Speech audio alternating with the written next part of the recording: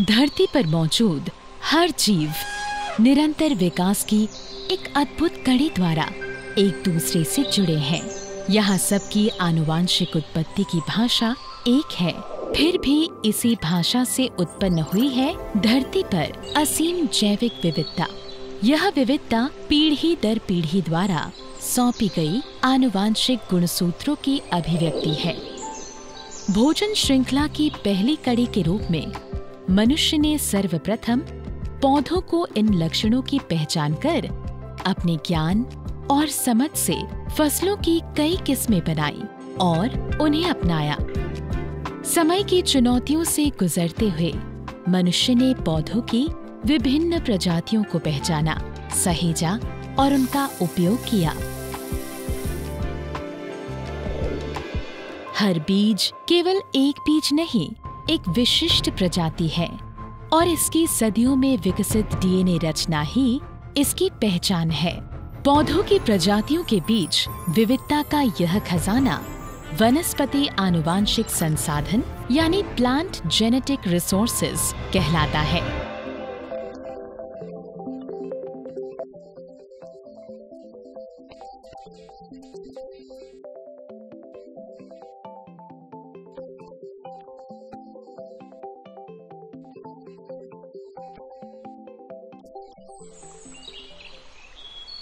वनस्पति आनुवांशिक संसाधन खाद्य और कृषि की नींव है, क्योंकि वनस्पति के संपूर्ण आनुवांशिक तत्व इन्हीं में निहित होते हैं।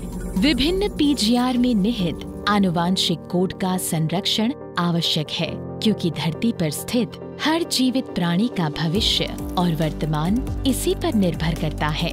सन 1920 में रूस के आनुवांशिकी वैज्ञानिक निकोलाई वेविलोव ने आनुवांशिकी विविधता के महत्व को पहचाना और दुनिया भर की फसलों के आधार केंद्रों की खोज की। आज दुनिया भर में पहले से भी अधिक विभिन्न किस्मों की फसलें उगाई जा रही हैं, लेकिन फिर भी दुनिया की लगभग आधी जमीन पर सिर्फ सोयाबीन, गेहूं, चावल और मक्का उगाया जा रहा है और बाकी आधी जमीन में अन्य 152 फसलों की किस्में उगाई जा रही हैं। वनस्पति आनुवांशिक संसाधन का संरक्षण पिछली शताब्दी से और भी अधिक महत्वपूर्ण हो गया है, क्योंकि फसल की कई प्रजातियां अब धरती से हमेशा के लिए विलुप्त हो चुकी हैं। जैविक विविधता पर मंडरा रहे इस खतरे को रोकने के लिए संयुक्त राष्ट्र के खाद्य एवं कृषि संगठन यानी FAO ने वनस्पति आनुवांशिक संसाधन के संरक्षण के लिए सभी देशों की सहमति से एक महत्वपूर्ण कानून की स्थापना की, जिसे ITPGRFA यानी the international treaty on plant genetic resources for food and agriculture कहा जाता है। संधि के मुख्य उद्देश्य हैं प्लांट जेनेटिक रिसोर्सेज का संरक्षण और उसका सतत उपयोग, किसानों, प्रजनक एवं वैज्ञानिकों तक आनुवांशिक सामग्रियों को आसानी से पहुंचाने के लिए वैश्विक सूचना प्रणाली को स्थापित करना।